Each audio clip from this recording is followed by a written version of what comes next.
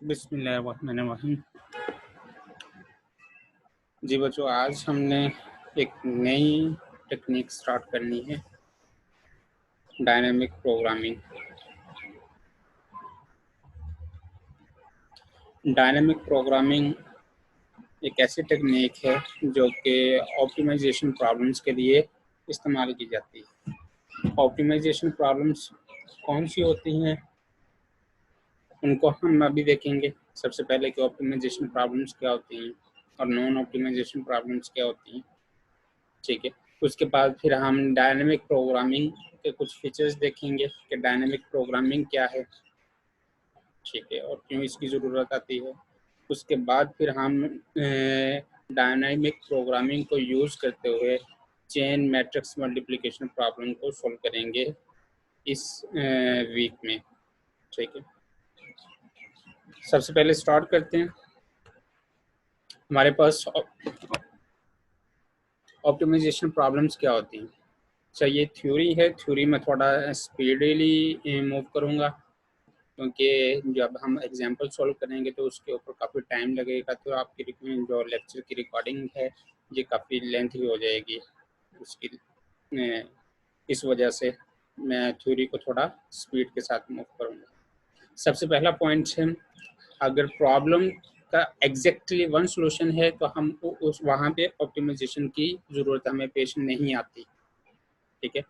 ऐसी प्रॉब्लम जिनका simple solution मौजूद है, ओनली वन सॉल्यूशन है, ठीक है, और उन प्रॉब्लम के लिए हमें ऑप्टिमाइजेशन की ज़रूरत नहीं पड़ती। जैसे ये हमने सॉर्टिंग पढ़ी है, सॉर्टिंग की जितनी भी प्रॉब्लम्स हैं, ठीक है, वो सारी की सारी उन सब प्रॉब्लम्स के लिए हमें ऑप्टिमाइजेशन की ज़रूरत नहीं पड़ती, क्योंकि उनका सिंपल सॉल्यूशन हमारे पास मौजूद होता है कि हमारे पास जो भी सेट ऑफ नंबर्स हैं उनको हम ओनली वन सॉर्टेड सीक्वेंस में लेके आना होता है। उनका सॉल्यूशन एक ही होता है, जिस ऑर्डर में वो अरे सॉर्टेड होगी वही एक सॉल्यूशन है, ठीक है।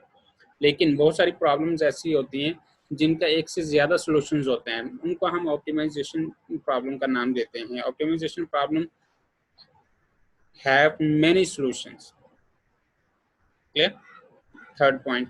फोर्थ पॉइंट क्या है कि हम ऑप्टिमा उन तमाम सॉल्यूशंस में से ऑप्टिमम सॉल्यूशन फाइंड आउट करते हैं। यानी कि हमारे पास सपोज कि हमारे पास दो नंबर्स हैं, ठीक है, तीन नंबर्स हैं, 3 है, ठीक है, 5 है, ठीक है, और 2 है। इनको हमने मल्टीप्लाई करना है। अब ये तीन नंबर्स हैं। अब मल्टीप्लिकेशन नंबर्स के मल्टीप्लिकेशन प्रॉब्लम जो है ये एक ऐसी प्रॉब्लम है जिसके हमारे पास सोल्यूशन है, मल्टीपल सोल्यूशन। ये एक सोल्यूशन है, इसको S1 का नाम दे देता हूँ, ठीक है। इसमें ये एक दूसरा सोल्यूशन है S2 के नाम से, जहाँ पे मैं 5 multiply by 2 multiply by 3 then भी आंसर हमारा सेम आएगा, ठीक है। इसी तरह सोल्यूशन 3 भी हो सकता है मेरे पास, ठीक है, और उसका सीक्वेंस कुछ और होगा। सोल्यूशन 4 भी हो सकता है उसका सोल्यूशन कुछ और है, ठीक है, तो उसका सीक्वेंस कुछ हो रहा है। तो ये मेरे पास इस प्रॉब्लम के लिए नंबर्स की मल्टीप्लिकेशंस के लिए मोर देन वन सॉल्यूशन है, मोर देन वन सॉल्यूशन है, ठीक है। अब ऐसी प्रॉब्लम जहाँ पे हमारे पास उस प्रॉब्लम का सॉल्यूशन जो है वो एक से ज़्यादा हो, ठीक है, तो हमने उन सेट ऑफ सॉल्यूशन में से, ये हमारे पास सेट ऑफ सॉल्यूशन मैं यहाँ पे लिख देता हूँ कैपिटल एस, और ये सेट ऑफ सॉल्यूशन मेरे पास बन जाएगा स्मॉल S1 स्मॉल S2, ठीक है, इसी तरह small S3 and so on, ठीक है। ये हमारे पास ये जो सेट बना है ये सेट ऑफ सॉल्यूशन, ठीक है। इस सेट ऑफ सॉल्यूशन में से अब हमने वो सॉल्यूशन पिक करना है जो हमारे पास ऑप्टिमल सॉल्यूशन हो, ऑप्टिमल सॉल्यूशन हो, ठीक है। हो सकता है कि वो ऑप्टिमल सॉल्यूशन हमारे पास S3 आए, S2 आए, S100 आए, जो भी सॉल्यूशन वो एक सॉल्यूशन हो सकता है, लेकिन वो एक सॉल्यूशन ऑप्टिमल सॉल्यूशन किसी न किसी कंडीशन की बेस पर होगा, कोई ना कोई पैरामीटर की बेस पर होगा। हो सकता है कि जैसे हम किसी बिजनेस की बात कर रहे हैं तो हम कहते हैं कि कॉस्ट मिनिमम आए, ठीक है, और हमारा जो प्रॉफिट है वो गेन जो है वो मैक्सिमम हो, तो इस तरह की कंडीशंस की बेस पे हम अपने ऑप्टिमल सॉल्यूशंस को फाइंड आउट कर सकते हैं पूरे के पूरे सेट ऑफ सॉल्यूशन में से। ठीक है,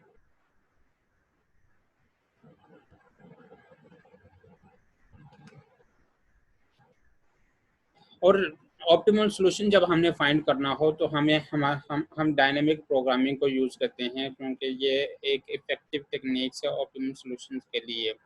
और डायनेमिक प्रोग्रामिंग के कुछ स्टेप्स हैं, सीक्वेंस स्टेप्स हैं, जो कि हम नेक्स्ट स्लाइड में अभी देखते हैं।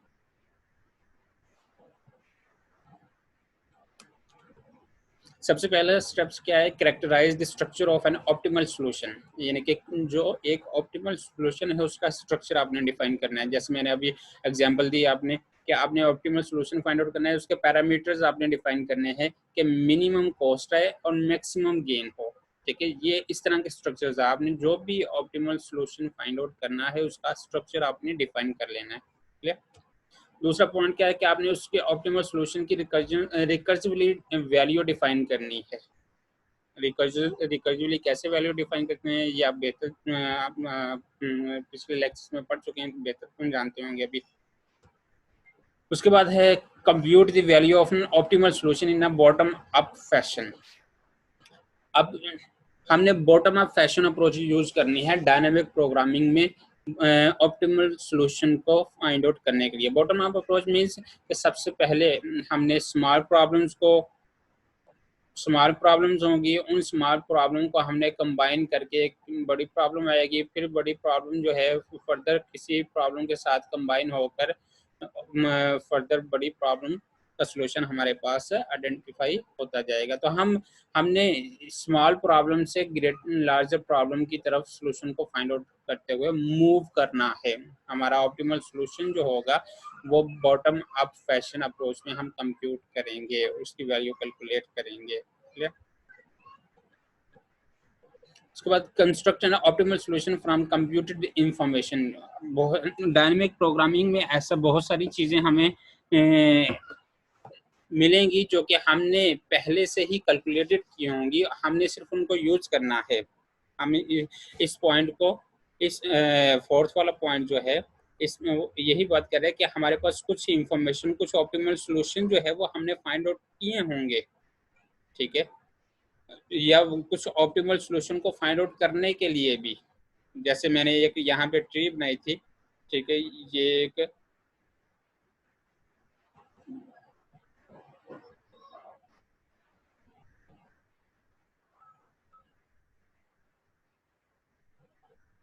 एक मैंने ट्री बनाई है। अगर आपने इस ऑप्टिमल सॉल्यूशन को फाइंड आउट करना है, ऑप्टिमल सॉल्यूशन को फाइंड आउट करना है, तो आपको क्या फाइंड आउट करना पड़ेगा, ये फाइंड आउट करना पड़ेगा और ये फाइंड आउट करना पड़ेगा। ठीक है, अब इसके लिए आपने क्या फाइंड आउट करना है, इसके लिए आपको ये फाइंड आउट करना पड़ेगा, ये फाइंड आउट करना पड़ेगा। इसका मतलब ये है कि अगर आप पहले ही ये फाइंड आउट कर चुके हैं तो आपने सिर्फ इसको फाइंड आउट करने के लिए इनको यूज करना है। ठीक, तो हम बहुत सारी इंफॉर्मेशन को रीयूज करेंगे डायनामिक प्रोग्रामिंग के अंदर। हम अगेन एंड अगेन कैलकुलेशन नहीं परफॉर्म करेंगे उन चीज़ों के लिए जो हम पहले ही कैलकुलेट कर चुके हैं।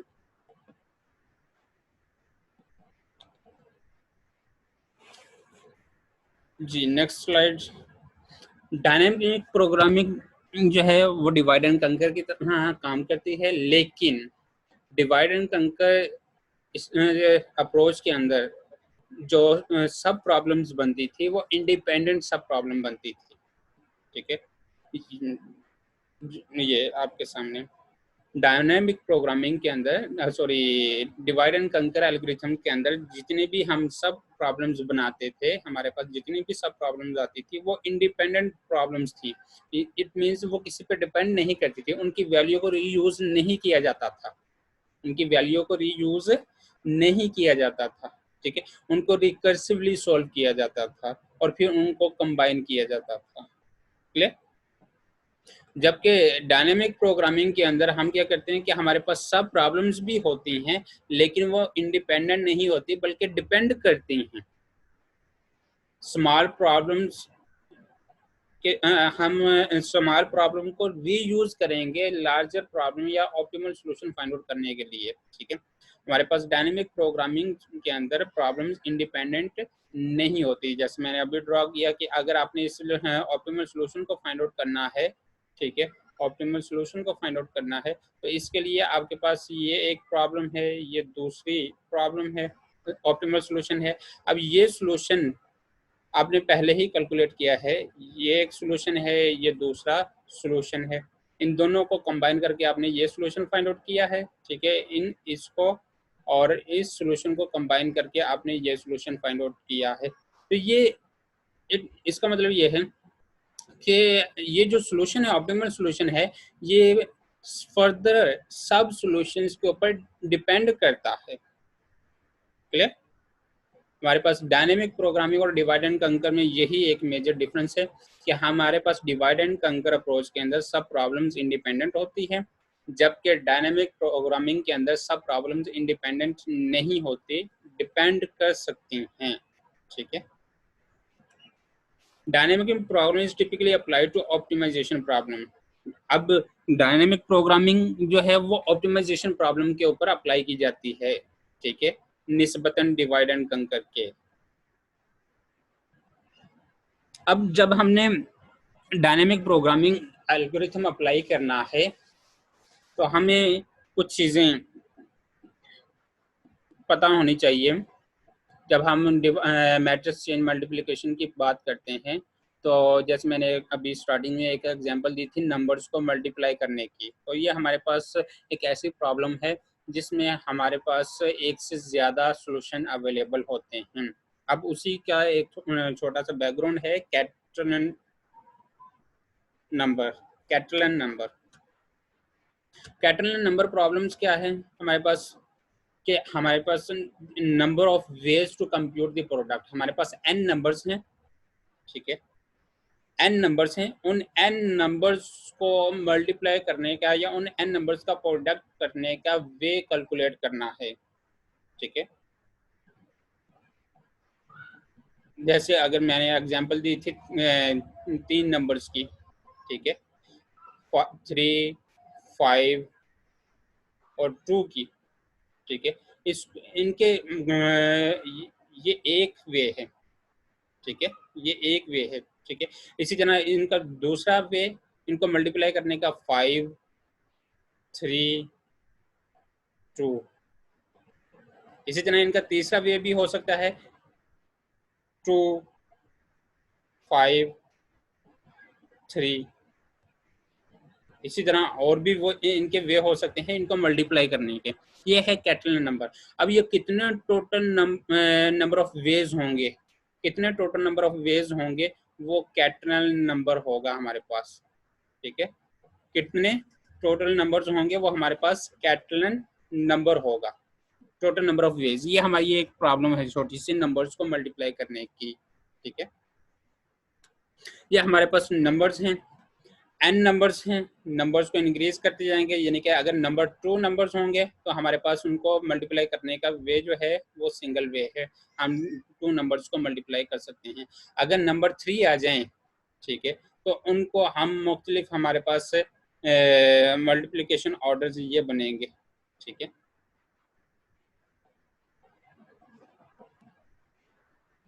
इसी तरह नंबर 4 आ जाए तो उसके मुख्तलिफ जो वेज हैं मल्टीप्लाई करने के, वो ये सारे के सारे मुख्तलिफ वेज हैं। इसी तरह 5 के लिए डिफरेंट वेज होंगे, 6 के लिए डिफरेंट वेज होंगे। ये जो डिफरेंट वेज हैं ये बेसिकली कैटलन नंबर हैं, ठीक है। ये है कैटलन नंबर, वेज और number of ways to compute the product. Clear? अब ये नंबर ऑफ वेज हम किस तरह से कैलकुलेट कर सकते हैं, इसके लिए फार्मूला गिवन है हमारे पास, रिकर्सिव फार्मूला गिवन है,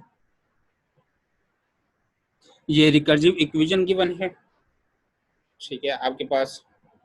और ये मैंने कुछ से कैलकुलेट करके आपको बता दिए हैं। इसमें से सपोज कि हमारे पास नंबर है 5, इसको हम चेक करना चाह रहे हैं, या 4 को हम चेक करना चाह रहे हैं, ठीक है, किसी को भी हम, क्योंकि स्पेस कम है तो मैं यहाँ पे थोड़ा एक छोटा नंबर लेता हूँ, 4 को हम यूज़ करते हैं इस यहाँ पे एग्जांपल के तौर पर इसको कंप्यूट करने के लिए। हमारे पास सी ऑफ, ये देखिए यहाँ पे के है, के 1 से स्टार्ट होकर n-1 तक जाएगा। n-1 तक मीन्स के की वैल्यू 1 से स्टार्ट होकर 3 तक जानी चाहिए। के की वैल्यू 1 से स्टार्ट होकर 3 तक जाएगी। क्लियर? सबसे पहला के की वैल्यू 1 होगी, C of 1 into C of n की वैल्यू क्या है हमारे पास 4। n की वैल्यू मैं यहाँ पे लिख देता हूँ। n की वैल्यू हम 4 नंबर के लिए ये वे ऑफ मल्टीप्लिकेशन का वे ऑफ प्रोडक्ट हम कैलकुलेट कर रहे हैं। 4 माइनस के क्या है 1। ठीक है, ये हम इसको कैलकुलेट करेंगे। इसको कैलकुलेट करने पे हमारे पास सी ऑफ 1 की वैल्यू है, सी ऑफ 1 की वैल्यू है 1। ठीक है, सी ऑफ 1 मल्टीप्लाई होगा 4 माइनस 1 3। ठीक है, इन दोनों को मल्टीप्लाई करने के बाद हमारे पास आंसर आ जाएगा 3। अब के की वैल्यू इंक्रीज हो जाएगी। के की वैल्यू जब इंक्रीज होगी तो यहाँ पे क्या आ जाएगा, सी ऑफ 2, यहाँ पे 4 माइनस 2। ठीक है, जब हम इसको सोल्व करेंगे, जब इसको सोल्व करेंगे सी ऑफ 2 की वैल्यू, सी ऑफ 2 की वैल्यू भी हमारे पास 1 गिवन है। 1 इंटू, ये मल्टीप्लीकेशन है, याद रखिएगा, डॉट पॉइंट नहीं है, मल्टीप्लीकेशन है। इसको मल्टीप्लीकेशन ही लिख देता हूँ। और 4 माइनस 2 2 बचेगा, और इनको जब हम सोल्व करेंगे तो ये हमारे पास आ जाएगा 2। इसी तरह के की वैल्यू अब फिर इंक्रीज होगी। के की वैल्यू क्या हो जाएगी 3। के की वैल्यू 3 हो जाएगी। 3 वैल्यू जब होगी तो हम 4 माइनस 3 करेंगे। ठीक है, और इसको जब हम सोल्व करेंगे सी ऑफ 3, सी ऑफ 3 की वैल्यू हमारे पास क्या है,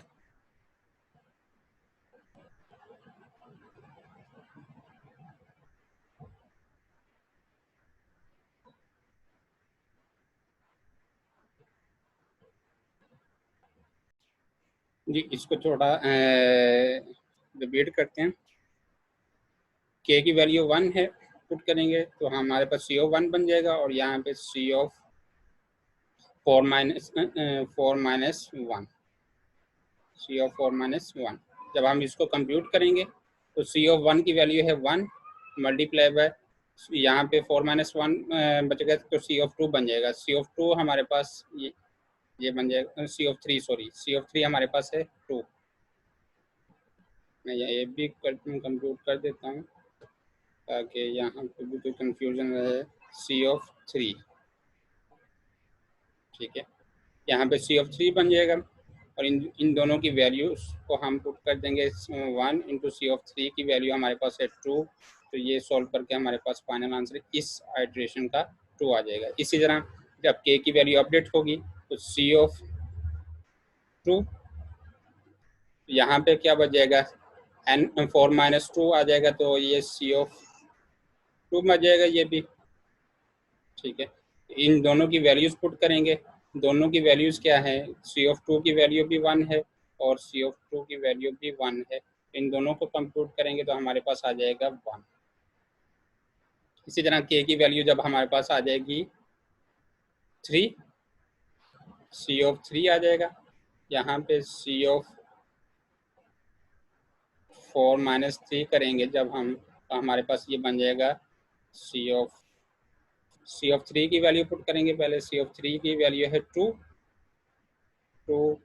और यहाँ पे बन जाएगा सी ऑफ 1, और सी ऑफ 1 की वैल्यू पुट करेंगे तो हमारे पास आ जाएगा ये 2 मल्टीप्लाई बाय 1। सी ऑफ 1 की वैल्यू है 1, तो ये हमारे पास फाइनल इसका आंसर आ जाएगा 2।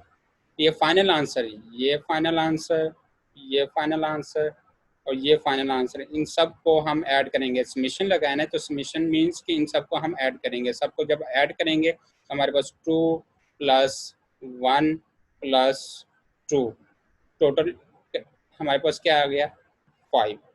5 आंसर है, 5 वेज हैं, नंबर ऑफ वेज हैं प्रोडक्ट कैलकुलेट करने के लिए 4 नंबर्स का। यानी क्या हमारे पास ये अगर 4 नंबर हैं तो उनके 5 डिफरेंट वेज हैं उनके प्रोडक्ट को कंप्यूट करने के लिए। ठीक है, इसी तरह हम किसी भी नंबर्स के जितने भी नंबर्स हों, n नंबर्स हैं, तो हम उनके नंबर ऑफ वेज जो हैं प्रोडक्ट कैलकुलेट करने के लिए वो हम फाइंड आउट कर सकते हैं। क्लियर?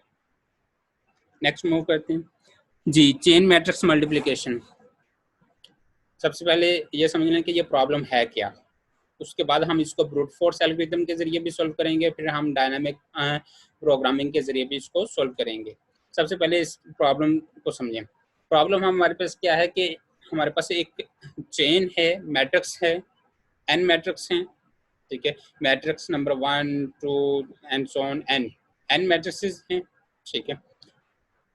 उन एन मैट्रिक्स का जो डिमेंशन है, किसी भी मैट्रिक्स ए आई मैट्रिक्स की जो डिमेंशन है वो हमारे पास ये है, पी ऑफ आई माइनस 1 और पी ऑफ आई।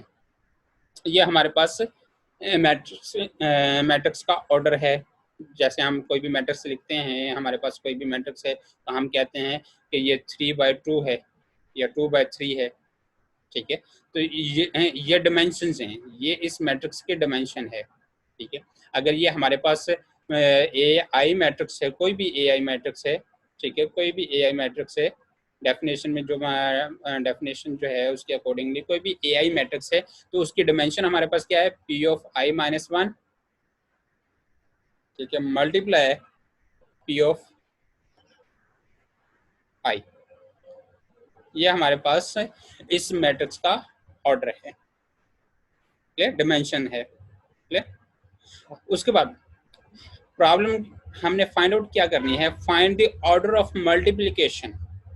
क्या हमने order of multiplication find out करना। Order of multiplication means way of multiplication which minimise the number of scalar multiplications, यानी कि हमने वो वे फाइंड आउट करना है जिसके जरिए हमारे पास मिनिमम मल्टीप्लिकेशंस परफॉर्म हों, मिनिमम मल्टीप्लिकेशंस परफॉर्म हों, ठीक है।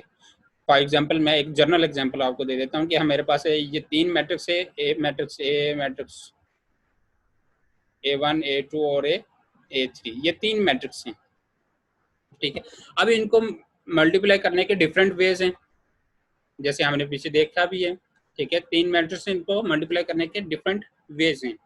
अब इनको मल्टीप्लाई करने के डिफरेंट वेज जो हैं, हो सकता है जब मैं इनको मल्टीप्लाई करूं इस फॉर्मेट में, इस ऑर्डर में, ठीक है, तो इनकी टोटल मल्टीप्लिकेशन जो इनके अंदर मल्टीप्लिकेशन ऑपरेशन परफॉर्म हो रहे हैं वो हो सकता है, फॉर एग्जांपल वो 150 हो रही हो, फॉर एग्जांपल, ठीक है। लेकिन हमें पता है कि ये डिपेंड करता है मैट्रिक्स के साइज के ऊपर, लेकिन मैं आपको समझाने के लिए कि प्रॉब्लम है क्या, तो इसलिए मैं यहाँ पे ये यूज कर रहा हूँ कि फॉर एग्जांपल हमारे पास इस ऑर्डर में इन तीनों मैट्रिक्स को मल्टीप्लाई करके जो नंबर ऑफ ऑपरेशन हम मल्टीप्लिकेशन के ऑपरेशन परफॉर्म कर रहे हैं वो 150 ऑपरेशन परफॉर्म कर रहे हैं, ठीक है। हो सकता है कि अब इस ऑर्डर के साथ जो मल्टीप्लिकेशन के जो ऑपरेशंस परफॉर्म हो रहे हैं वो हो सकता है, फॉर एग्जांपल वो परफॉर्म हो रहे हो 120,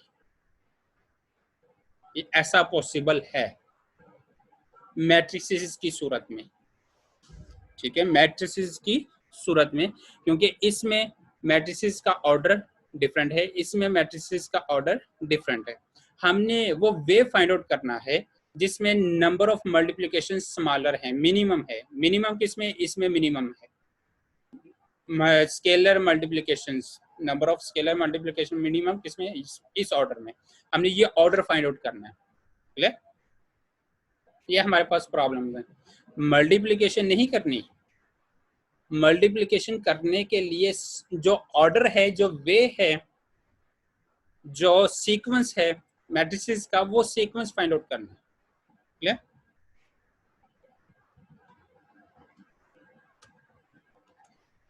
ये फर्स्ट मैट्रिक्स है, उसका ऑर्डर P0 और P1 है। ये सेकंड है, उसका P1 और P2 है। ये थर्ड है। इसी तरह अगर हमारे पास देखें, अब यहाँ पे एक और चीज,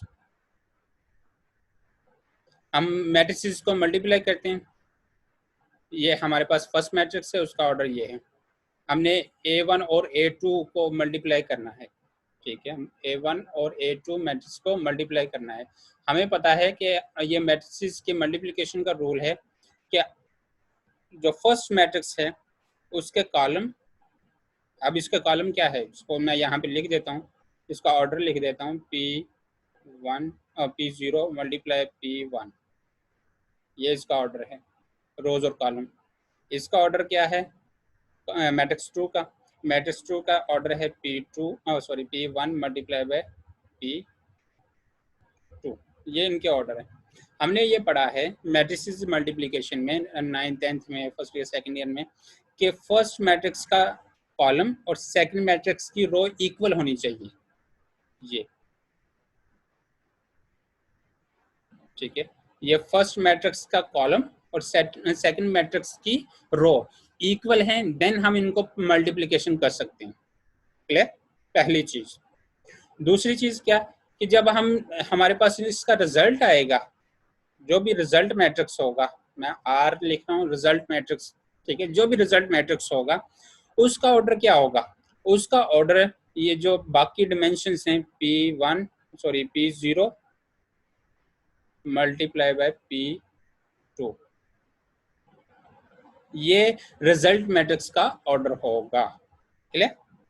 यानी कि जो भी मैट्रिक्स आपने मल्टीप्लाई किए हैं, फर्स्ट मैट्रिक्स के जो रोज हैं वो रिजल्ट की मैट्रिक्स की रोज होंगी, जो लास्ट मैट्रिक्स का कॉलम्स हैं, ठीक है, वो रिजल्ट मैट्रिक्स के कॉलम्स होंगे। क्लियर? बात समझ आ गई? तीसरी चीज हमने क्या करनी है कि हमें यह पता होना चाहिए कि मैट्रिक्स को मल्टीप्लिकेशन जब हमने करना है, ठीक है, मैट्रिक्स को मल्टीप्लिकेशन जब हमने करना है तो इनके अंदर कितनी total number of multiplication, scalar multiplication perform होंगी, कितने total number of scalar multiplication perform होंगी।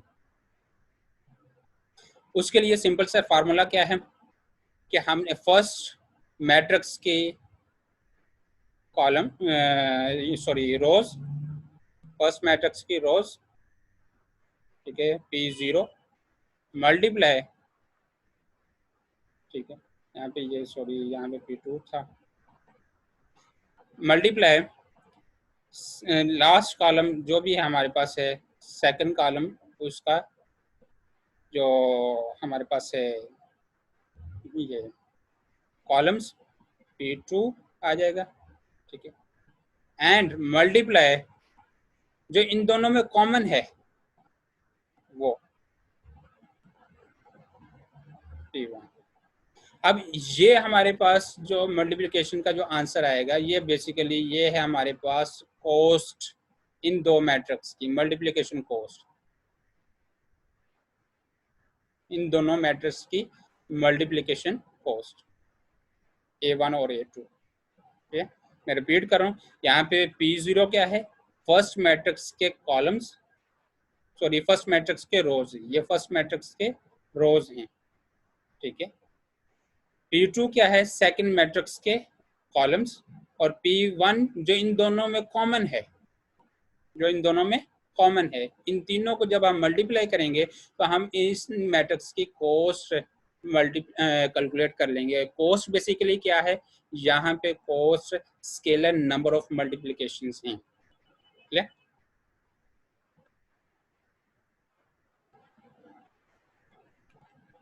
इसी तरह इन दोनों, ये हमारे पास मल्टीप्लिकेशन या ये मल्टीप्लिकेशन परफॉर्म की है, हम इन तीनों को मल्टीप्लाई किया है, ठीक है। जब हम इन तीनों को मल्टीप्लाई करेंगे तो हमारे पास ये इनका रिजल्टेंट मैट्रिक्स का ऑर्डर है, रिजल्टेंट मैट्रिक्स का ऑर्डर। ये रिजल्टेंट मैट्रिक्स का ऑर्डर कैसे बना है, मैट्रिक्स A1 का जो रोज थी, रोज क्या थी P0, ठीक है, और लास्ट मैट्रिक्स के कॉलम्स, लास्ट मैट्रिक्स के कॉलम्स क्या है P3, A3 की कॉलम्स क्या है P3, ये कॉलम्स हैं इसके, ये हमारे पास आ जाएगा। तो ये रिजल्टेंट मैट्रिक्स का ऑर्डर है। इसी तरह हमारे पास अगर मैट्रिक्स आ जाए n, ठीक है, तो हमारे पास रिजल्टेंट मैट्रिक्स का ऑर्डर क्या है, ये बनेगा। Clear?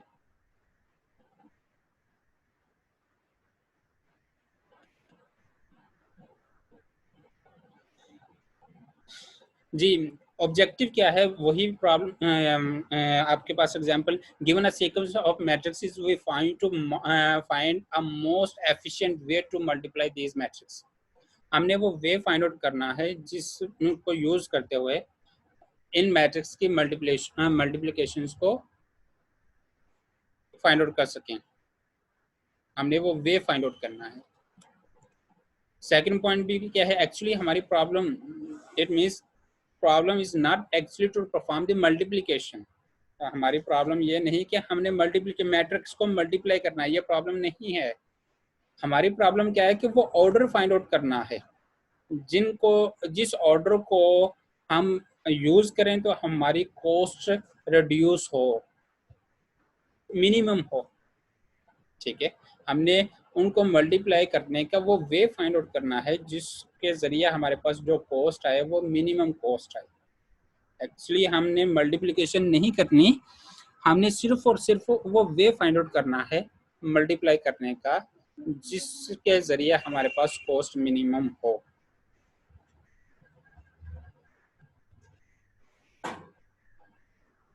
This problem is an optimisation problem which can be solve using dynamic programming, क्योंकि हमारे पास मल्टीपल सॉल्यूशंस हैं।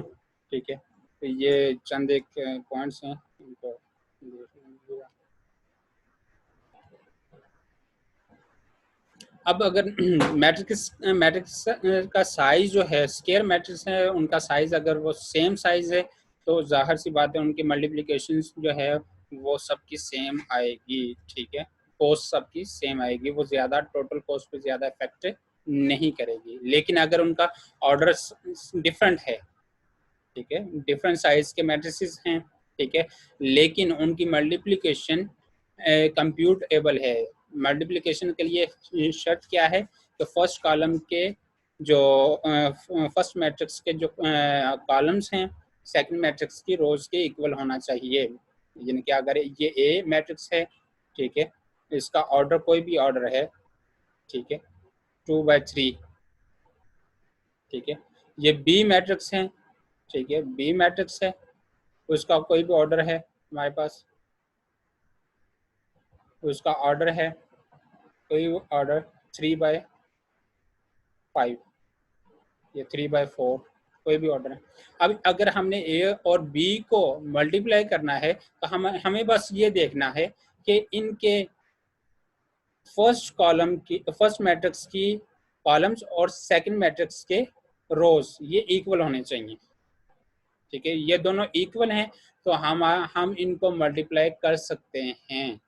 ठीक है, इनको हम मल्टीप्लाई कर सकते हैं और मल्टीप्लाई करने के बाद इनका जो आंसर आएगा, ठीक है, रिजल्टेंट मैट्रिक्स, ये रिजल्टेंट मैट्रिक्स है, ठीक है, ये रिजल्टेंट मैट्रिक्स जो आएगा उसका जो ऑर्डर होगा वो होगा हमारे पास 2/4 का जो रिमेनिंग है। ठीक है, टू इनमें जो रिमेनिंग है ये 2 है यहाँ से और ये 4 यहाँ से, ये 4 और ये 2 यहाँ से। ये मल्टीप्लिकेशन के लिए आपने देखना है कि इनका सेम होना, कि ये दोनों वैल्यू सेम होनी चाहिए। ठीक है, जब ये दोनों सेम है तो आप मल्टीप्लिकेशन परफॉर्म कर सकते हैं और रिजल्ट जो आएगा वो ये आएगा आपके पास रिमेनिंग। क्लियर?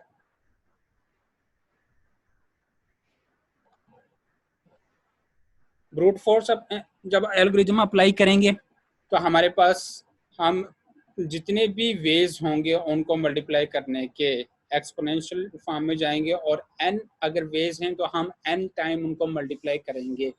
ठीक है, n ऑर्डर्स हैं, n डिफरेंट सीक्वेंस हैं, n डिफरेंट अरेंजमेंट है हमारे पास नंबर मैट्रिसेस की, तो हम n अरेंजमेंट को कंप्यूट करेंगे। ठीक है, और उनकी कॉस्ट कैलकुलेट करेंगे। ठीक है, और ये टाइम कंज्यूमिंग होगा। ठीक है, और अगर डायनेमिक प्रोग्रामिंग में हम इनको एन टाइम नहीं करेंगे बल्कि उसको efficiently optimum solution find out करेंगे। आज के लेक्चर में हम ब्रूट फोर्स अप्रोच के जरिए से चेन मल्टीप्लिकेशन प्रॉब्लम को सॉल्व करेंगे ब्रूट फोर्स अप्रोच यूज करते हुए। नेक्स्ट लेक्चर में हम डायनेमिक प्रोग्रामिंग के जरिए करेंगे। ये कुछ अजम्पशंस हैं, ये आप देख लीजिएगा। इसमें ये ये वाली एग्जाम्पशंस देखें कि हमने मल्टीप्लिकेशन परफॉर्म करनी है, लेकिन उस मल्टीप्लिकेशन में जाहिर सी बात है कि हमने हमारे पास एडिशन भी परफॉर्म होती है, लेकिन एडिशन जो कॉस्ट है वो उसके ऊपर डोमिनेट हो जाती है मल्टीप्लिकेशन की कॉस्ट, इसलिए हम एडिशन की कॉस्ट को इग्नोर करते हैं। ठीक है, ये 2 पॉइंट गौर से देखिएगा। ठीक है,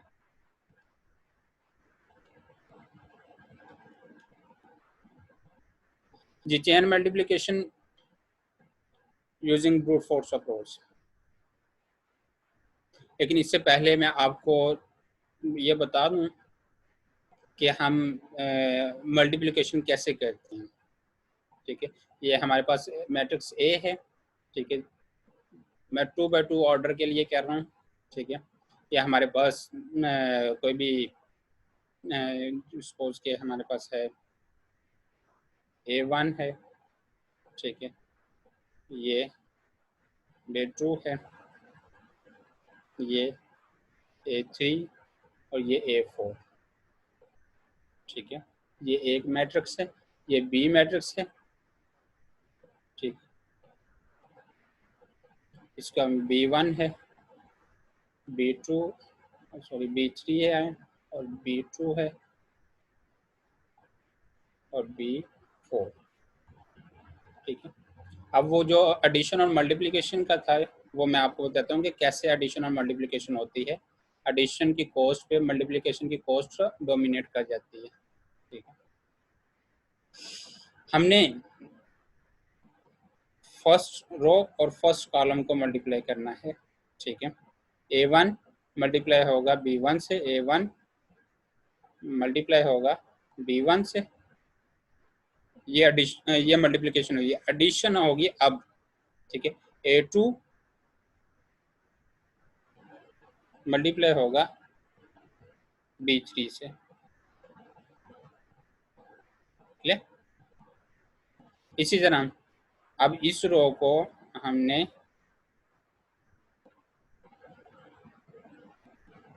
सेकंड कॉलम बी के सेकंड कॉलम के साथ, मैट्रिक्स बी के सेकंड कॉलम के साथ हम कंप्यूट करेंगे। इसी तरह हमारे पास आ जाएगा A1 मल्टीप्लाई होगा B2 से। ठीक है, B2 प्लस A2 मल्टीप्लाई होगा B4 से। अब मैं यहाँ पे सारी परफॉर्म नहीं कर रहा। इसी तरह थर्ड एलिमेंट कैलकुलेट करेंगे, इसी तरह फोर्थ एलिमेंट कैलकुलेट करेंगे। क्लियर? अब यहाँ पे देखें, एक एलिमेंट को कैलकुलेट करने के लिए हमारे पास कितनी मल्टीप्लिकेशन है? 2। यानी कि इसके लिए 2 मल्टीप्लिकेशन परफॉर्म कर रहे हैं, इसके लिए 2 मल्टीप्लिकेशन परफॉर्म कर रहे हैं, इसके लिए भी 2 मल्टीप्लिकेशन परफॉर्म करेंगे और इसके लिए भी 2 मल्टीप्लिकेशन परफॉर्म करेंगे, और टोटल मल्टीप्लिकेशन हमारे पास क्या हो जाएगी? 8 मल्टीप्लिकेशन आ जाएंगी। क्लियर? ये हम डायरेक्टली फाइंड आउट कर सकते हैं, ये हम डायरेक्टली फाइंड आउट कर सकते हैं 8। कैसे कर सकते हैं इस देखते हैं। इसका ऑर्डर क्या है? 2 by 2 का। इसका ऑर्डर क्या है? 2 by 2 का। ये मैंने पीछे भी फार्मूला भी बताया है। ठीक है, अब रिजल्टेंट मैट्रिक्स का ऑर्डर क्या है? रिजल्टेंट मैट्रिक्स का ऑर्डर भी 2 by 2 आया है। ठीक है, हमने डायरेक्ट अगर मल्टीप्लिकेशन फाइंड आउट करनी है, मैं इसको थोड़ा साफ कर देता हूँ ताकि आपको थोड़ा क्लियर भी नजर आए। डायरेक्ट मल्टीप्लिकेशन अगर फाइंड आउट करनी है तो फर्स्ट कॉलम की सॉरी फर्स्ट मैट्रिक्स के जो रोज हैं वो कितनी है? 2, वो लिख लें, मल्टीप्लाई जो कॉमन है इनमें, कॉमन क्या है? ये दोनों चीज़ें कॉमन है। ठीक है, यानी कि हमारे पास जो सेम होती है, फर्स्ट मैट्रिक्स के कॉलम और सेकंड मैट्रिक्स की रो सेम होती हैं, वो सेम वैल्यूज आ जाएंगी। ठीक है, वो सेम वैल्यूज क्या है? 2, वो भी 2 है। और सेकंड मैट्रिक्स के कॉलम, सेकंड मैट्रिक्स के कॉलम क्या है? वो भी 2 है। ठीक है, इन तीनों को मल्टीप्लाई करेंगे तो हमारे पास 8 आ जाएगा। क्लियर? जो कि हमने पहले ही कैलकुलेट किया है, total 8 number of multiplications. Clear? अब चलते हैं exam brute force algorithm. Suppose कि हमारे पास दो मैट्रिसेस हैं, मैट्रिक्स ए है जिसका ऑर्डर है पी क्यू, और मैट्रिक्स बी है जिसका ऑर्डर है क्यू आर।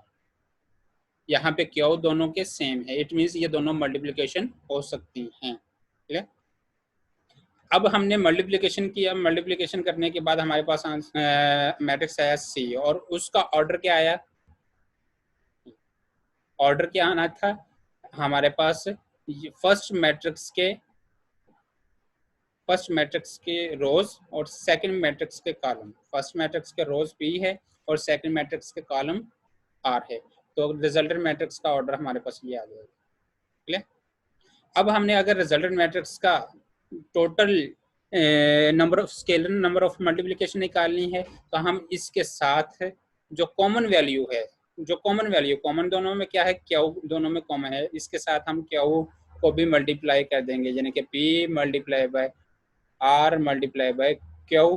तो ये हमारे पास टोटल नंबर ऑफ मल्टीप्लिकेशन हम रिजल्ट सी के लिए कैलकुलेट कर लेंगे। ठीक है, इस सी के लिए रिजल्टेंट मैट्रिक्स के लिए, जैसे ये नीचे फार्मूला बताया भी है, ये हमारा फार्मूला, ये total cost of computing a single entry. Clear,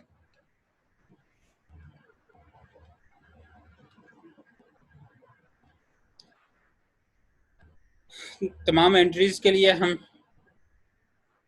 इन सब को सम करेंगे, यानी कि हर एंट्री के लिए जो कॉस्ट आएगी उनको हम, जितनी भी एंट्रीज होंगी, क्यों एंट्रीज हैं, उनको हम सम करते जाएंगे, समेशन लगाएंगे। जैसे मैंने 2 + 2 + 2 प्लस, लास्ट स्लाइड में मैंने 2 + 2 + 2 + 8 हमारे पास आई थी, तो वो इस ये सम के लिए हमने समेशन यहाँ पे ये यूज किया है।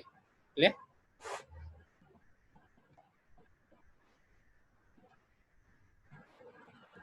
ये हमारे पास एग्जाम्पल करते हैं, ये हमारे पास 4 मैट्रिक्स हैं, 4 मैट्रिक्स में हमारे पास फर्स्ट मैट्रिक्स का ऑर्डर है, सेकंड मैट्रिक्स का ऑर्डर है, थर्ड का ऑर्डर और फोर्थ का ऑर्डर। इन चारों के ऑर्डर गिवन होंगे आपको, जब भी एग्जाम्पल आएगी आपके पास मैट्रिक्स गिवन होंगे और उनका ऑर्डर गिवन होगा, फिर आपने उनको मल्टीप्लाई करना है।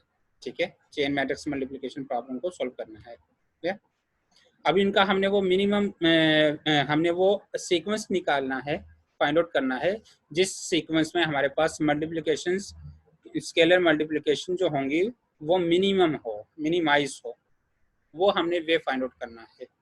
ठीक है, सबसे पहले हम ये देखेंगे कि इसके टोटल नंबर ऑफ वेज कितने बनते हैं इनको मल्टीप्लाई करने के। These are the 5 ways to parenthesise this product. हमने ये चार मैट्रिक्स हैं, हमने 4 नंबर्स के लिए कैटलन नंबर को यूज किया था, कैटलन नंबर का सीक्वेंस हमने कैलकुलेट किया था, वो 5 ही आया था। तो हम उसी मेथड के जरिए हम इनकी पैरेंथेसिस साइज को फाइंड आउट कर लेंगे, और वो पैरेंथेसिस साइज जो है हमारे पास वो 5 डिफरेंट वेज आ जाएंगे। ठीक है, ये फर्स्ट वे, सेकंड वे, थर्ड वे और फोर्थ वे एंड फिफ्थ वे, ये हमारे पास 5 डिफरेंट मेथड्स हैं मैट्रिक्स को मल्टीप्लाई करने के। पहला मेथड क्या है कि इन दोनों को मल्टीप्लाई करेंगे, जो भी आंसर आएगा फिर उस आंसर को इसके साथ मल्टीप्लाई करेंगे, जो भी इन तीनों का आंसर आएगा फिर उसके साथ इन ए को भी मल्टीप्लाई करेंगे। ठीक है, समझ आ गई जी? मैं दोबारा इसको रिपीट कर देता हूँ, ज़रा ज़्यादा क्लियर हो जाएगा।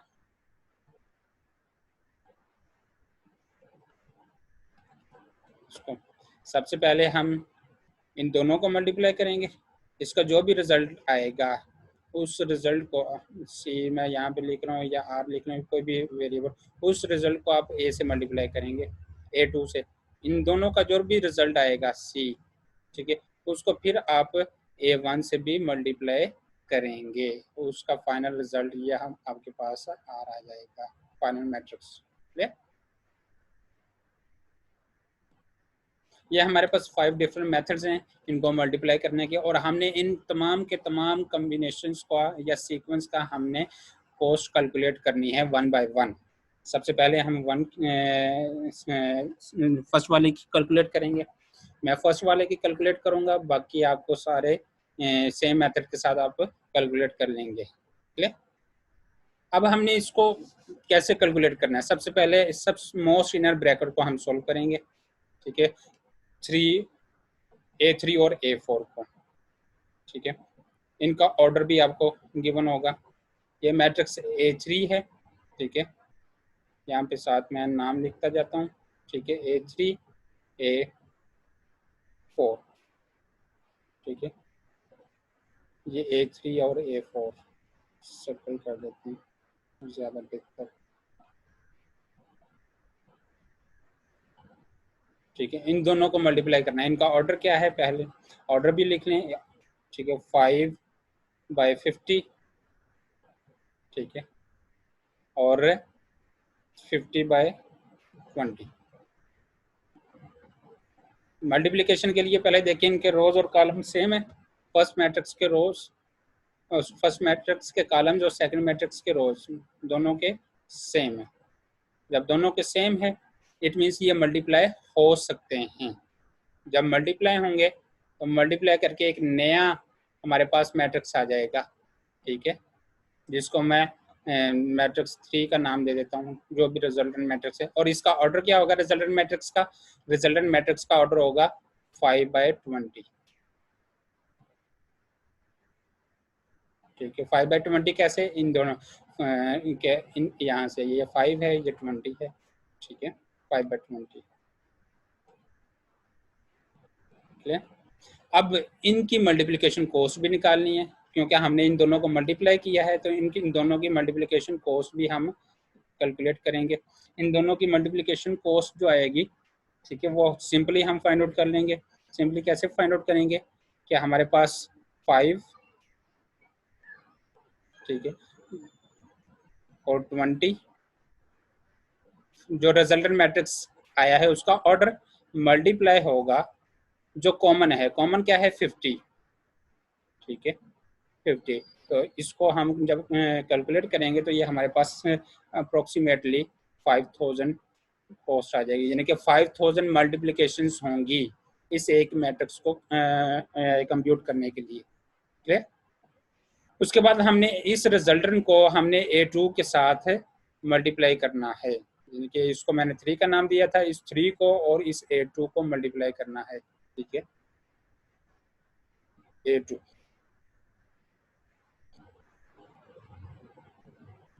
A2 का ऑर्डर क्या है? A2 का ऑर्डर है हमारे पास 100 और 5, 100 इंटू 5। इसको गौर से समझिएगा, इसको परफॉर्म भी कीजिएगा, क्योंकि नेक्स्ट मैं ये चीज़ रिपीट नहीं करूँगा। ठीक है, इन दोनों को जब हम मल्टीप्लाई करेंगे, इन दोनों का फिर ऑर्डर देखेंगे। इन दोनों का ऑर्डर, इन दोनों का ऑर्डर चेक करेंगे। ये भी 5 है, ये भी 5 है, इट मीन्स ये मल्टीप्लाई हो सकते हैं। तो नए मैट्रिक्स का ऑर्डर आ जाएगा 100 मल्टीप्लाई बाय 20।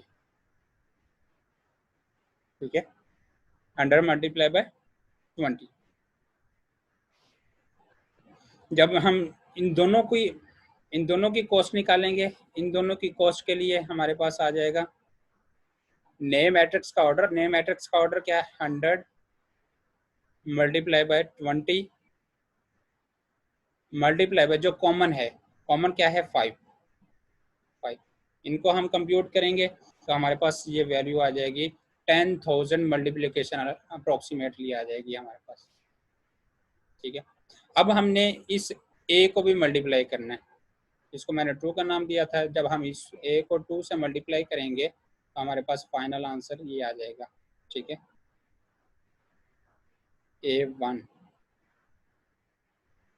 इसका ऑर्डर क्या है? A1 का ऑर्डर है 10/100, 10/100। अब इसका इसके कॉलम्स और इसकी रोज सेम है, तो हम इन दोनों को मल्टीप्लाई कर लेंगे। ठीक है,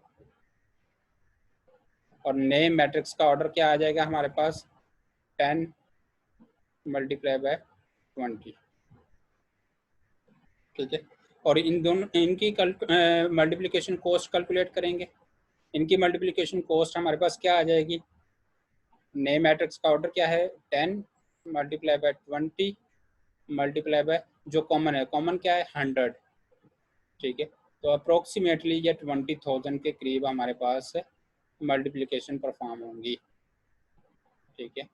जब हम इन तीनों कॉस्ट को ऐड करेंगे 20,000, 10,000, ठीक है, और 5,000, तो हमारे पास अप्रोक्सीमेटली टोटल कॉस्ट जो आ जाएगी, टोटल कॉस्ट इस कम्बिनेशन के लिए, ठीक है, इस कम्बिनेशन के लिए टोटल कॉस्ट आ जाएगी 35,000। इसी तरह हम बाकी, सॉरी 35,000 है, ठीक है, ये 35,000 कॉस्ट आ जाएगी इस कम्बिनेशन, इस एक कम्बिनेशन के लिए। 35,000 कॉस्ट का मतलब ये है कि इस एक कम्बिनेशन में हम टोटल मल्टीप्लिकेशन कितनी दफ़ा परफॉर्म करेंगे, 35,000 टाइम मल्टीप्लिकेशन ऑपरेशन परफॉर्म होगा। क्लियर?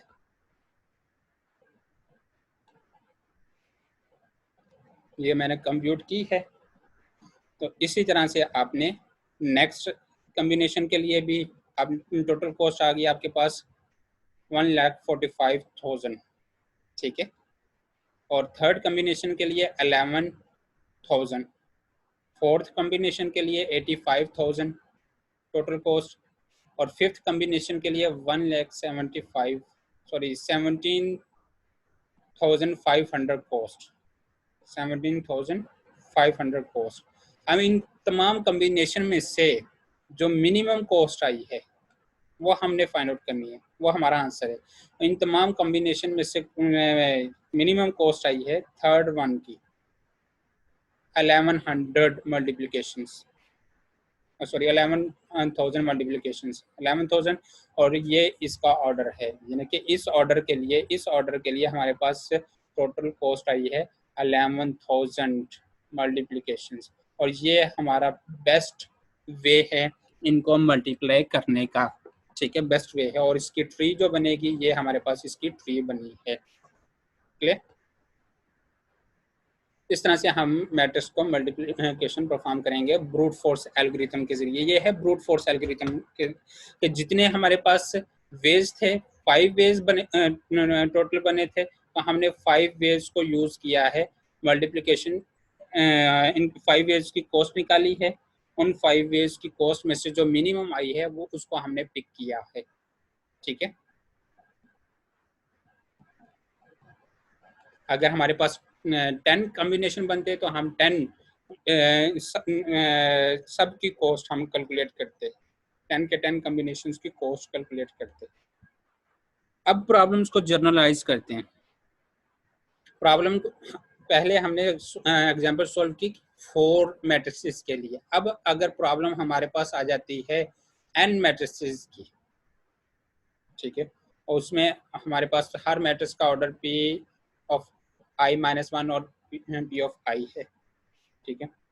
अब हम क्या करेंगे, इसको के सब प्रॉब्लम में, सॉरी उस प्रॉब्लम को, यानी कि जो हमारे पास n मैट्रिक्स थे, उन n मैट्रिक्स को हम आफ्टर के मैट्रिक्स में 2 सब प्रॉब्लम में कन्वर्ट कर लेंगे, ठीक है, 2 लिस्ट बना लेंगे, मैट्रिक्स नंबर 1 से लेकर के मैट्रिक्स और k+1 मैट्रिक्स से लेकर n मैट्रिक्स तक। क्लियर? जब हम इनका प्रोडक्ट फाइंड आउट करेंगे तो हमारे पास इनका अलग से एक रिजल्टेंट मैट्रिक्स आएगा और इनका अलग से एक रिजल्टेंट मैट्रिक्स आएगा, ठीक है।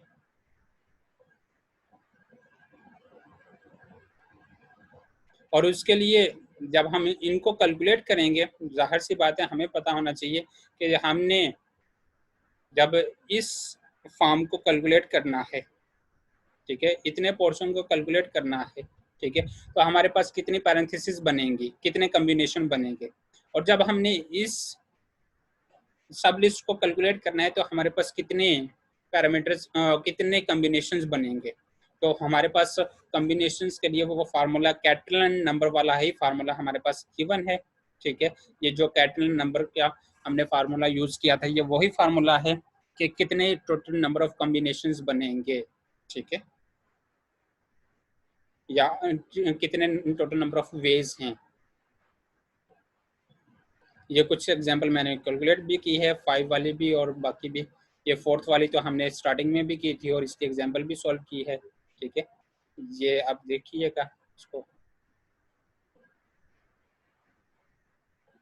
अब आते हैं इसका जो चेन मैट्रिक्स मल्टीप्लिकेशन है ब्रूट फोर्स एल्गोरिथम के जरिए ज़्यादा यूज़ नहीं की जाती। क्यों? क्योंकि ये हमारे पास जो टाइम कंज्यूमिंग होती है, अगर हमारे पास n डिफरेंट वेज आ जाएं, n कैटलन नंबर आ जाए, ठीक है, तो हमारे पास n कैटलन नंबर को हमारे पास n कैटलन नंबर ये p of n n parenthesis size आ जाएं, n पैरेंथेसिस साइज आ जाएं, तो वो n पैरेंथेसिस साइज जो हैं उनको कंप्यूट करने के लिए हमारे पास ये टाइम होगा 4 की पावर n एक्सपोनेंशियल टाइम और डिवाइडेड बाय n की पावर 3/2। ये कैसे कैलकुलेट हुई इसमें हम अभी नहीं जाएंगे, ठीक है। ये हमारे पास एक्सपोनेंशियल टाइम आएगा ब्रूट फोर्स एल्गोरिथम में चेन मैट्रिक्स मल्टीप्लिकेशंस का, ठीक है। और इसलिए ये ब्रूट फोर्स एल्गोरिथम जो है इस एग्जाम्पल इस प्रॉब्लम के लिए ये इकोनॉमिकल नहीं है, ठीक है, ज़्यादा यूज़ नहीं की जाती क्योंकि हमारे पास n कम्बिनेशन बनेंगे, तो n कम्बिनेशंस के लिए हम ज़ाहिर सी बात है कि हमारे पास जो जो टाइम है वो बहुत कंज्यूम होगा।